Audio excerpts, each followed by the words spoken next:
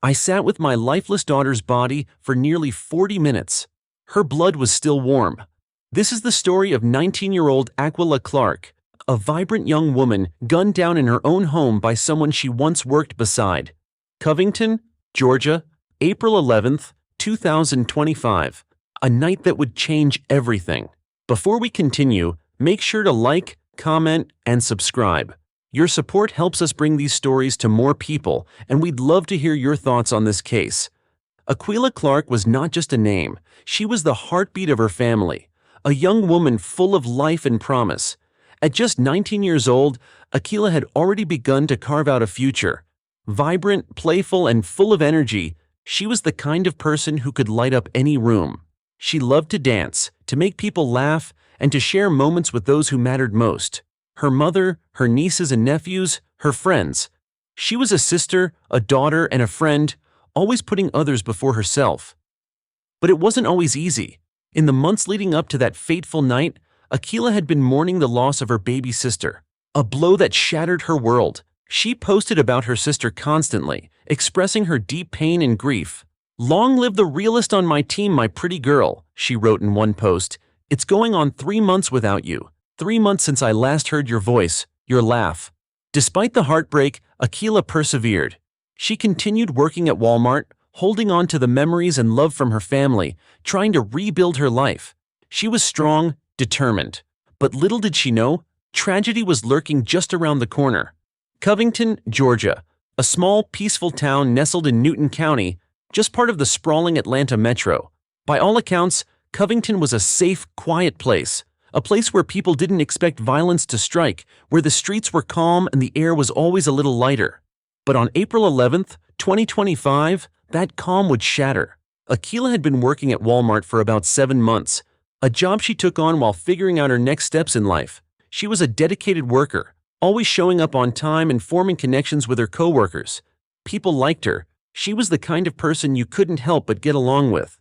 But behind the smiles and small talk, something was simmering. Tensions had begun to rise within the walls of that Walmart store, though no one knew just how serious it had become. And no one knew that those tensions would soon spiral into something deadly. Enter Dwayne Edu, 24 years old, another coworker of Akquila's. He was an acquaintance, just another face in the crowd. At first, there was nothing remarkable about him. He didn't stand out, at least not in the way Akquila did. But there was something more under the surface, something that no one could have predicted would lead to such a tragic and senseless act. The timeline of that fateful night begins around 2 a.m., when Dwayne Edu, a man who had been working his shift at Walmart, walked out of the store, leaving behind a calm that would soon be shattered. He stepped out, retrieved a handgun, and returned to the store, his intentions dark and unknown. Inside, the chaos began. Dwayne found 21-year-old Khalif Barksdale, another coworker, and shot him. The young man collapsed to the ground, lifeless, right there in the store. There was no warning, no hesitation. Khalif's life was taken in an instant. And then, as if that wasn't enough, Dwayne walked outside. There, in the parking lot, he found 29-year-old Ryan Bradley, another colleague. Ryan never stood a chance. He was shot as he tried to escape, left critically wounded as the gunman fled the scene. Within moments, Walmart became a crime scene, one that would never be the same again. Chaos erupted as emergency responders arrived, sirens blaring in the quiet of the night, rushing to save a man whose fate was already sealed. And while they worked frantically to stabilize Ryan, Dwayne was already gone. The question on everyone's mind, why? What had led this man, someone they worked alongside every day, to turn violent? Just 2 miles away from the Walmart, Akquila's home on Emerson Trail would become the scene of another tragedy. It was just after 1:30 a.m. when Akquila, hearing about the violence that had unfolded at her workplace, ran into her room, terrified. In her panic, she screamed, "Call the police!" She knew something was wrong, but before anyone could react, the nightmare was about to escalate even further. Dwayne Edu, the man responsible for the bloodshed at Walmart, wasn't done. He followed Akquila's trail, and with one swift motion, he kicked open the door to her room. The boot print left on the door would forever be a haunting reminder of his force. But it wasn't just the door that was broken. Dwayne's rage consumed him, and he had come for Akquila. No one else in the house mattered. Inside, the horrifying silence was shattered by the sound of gunfire. 7, maybe 8 shots rang out, each one echoing through the house like a death knell.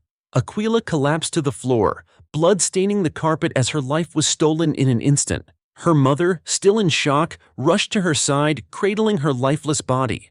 For nearly 40 minutes, she held her daughter, not knowing if she would ever see justice for the unimaginable horror she had just witnessed.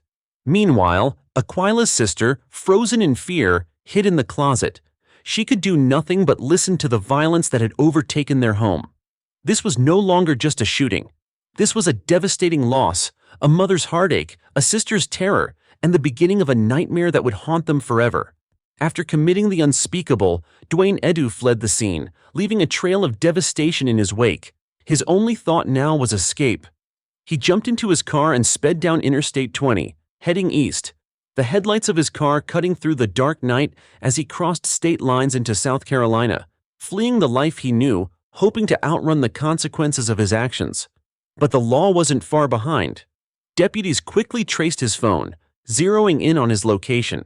As the manhunt intensified, they weren't just after a fugitive, they were tracking a man on the brink, someone spiraling into a dark abyss.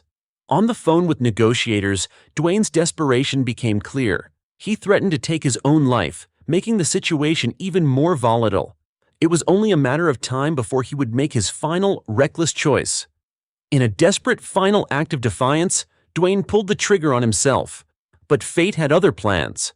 Miraculously, he survived, barely. Dwayne Edu was taken into custody in critical condition, found in the small town of Augusta, Georgia. His escape had come to an end, but the suffering was far from over. As the manhunt unfolded, the clock continued to tick on a mother's unimaginable grief. Aquila's mother, still cradling her lifeless daughter, was left waiting. Nearly 30 to 40 agonizing minutes passed before deputies finally arrived at the scene. Her daughter, the young woman she had raised and loved, was gone, taken far too soon. She held Aquila's body in her arms, feeling the last remnants of warmth as she begged for help, but it never came fast enough. Outrage swirled. How could this happen in a place like Covington? How could it happen to her daughter? Questions began to surface. How had Dwayne Edu crossed state lines so easily? Why wasn't there an immediate alert to warn surrounding areas? Was this tragedy preventable? Public pressure mounted. The community wanted answers, and they weren't going to rest until they got them. In response, law enforcement stepped forward, offering their side of the story. They explained that they had been focused on the chaos unfolding at the Walmart scene, ensuring public safety as they dealt with the victims and the shock of the attack. Deputies also clarified that the initial call that came in had been labeled as an active shooter situation. They had to navigate those high-stakes moments before they could pivot to a manhunt that spanned states. But for Aquila's family, the response was too little, too late. In the wake of the tragedy, Aquila's family and friends gathered at the house on Emerson Trail, their hearts heavy with loss. The house, once a place of laughter and warmth, now stood as a somber reminder of what had been stolen from them.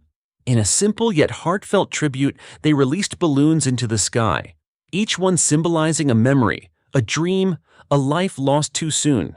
Aquila's spirit was honored in the purest way possible by the people who loved her most. Her aunt, struggling to find the words to express her grief, described Akquila as pure light. She had the kind of smile that could brighten the darkest of days, she said. She was a star in our lives. Her sister Destiny took to the internet to ask for help. She started a GoFundMe to cover funeral expenses and support the family during this dark time. The outpouring of donations and support from strangers was a small comfort amid the overwhelming loss. But beyond the family, the community was reeling. Covington was a small town, a place where nothing like this was supposed to happen. And yet here they were, grappling with the horrifying reality of a senseless act of violence. The local Walmart, the very place Akquila had worked, was closed for investigation. But even with the store's doors locked, the echoes of what had happened reverberated far beyond its walls. Customers who had once walked the aisles side by side with Dwayne Edu were left stunned. "Where are we safe anymore?" they asked, their voices filled with a mixture of disbelief and fear.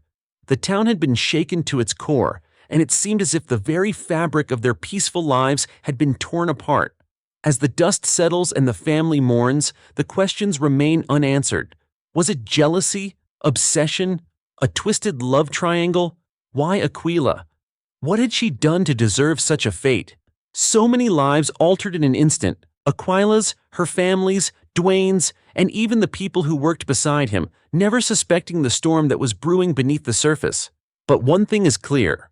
Akquila Clark was just a young woman trying to live her life. She had dreams, a future, and a family who loved her. And someone decided, in the blink of an eye, that her future didn't matter, that her life didn't matter. A mother saw her daughter's last breath not in the streets, not at work, but in her own home, the place where a child should always feel safe. This story isn't just about a tragedy. It's a reminder of the hidden dangers that can lurk behind seemingly innocent situations. The rage, the jealousy, the motivations we'll never fully understand. If you or someone you know is facing workplace harassment or any form of violence, speak out. You never know when silence can turn deadly.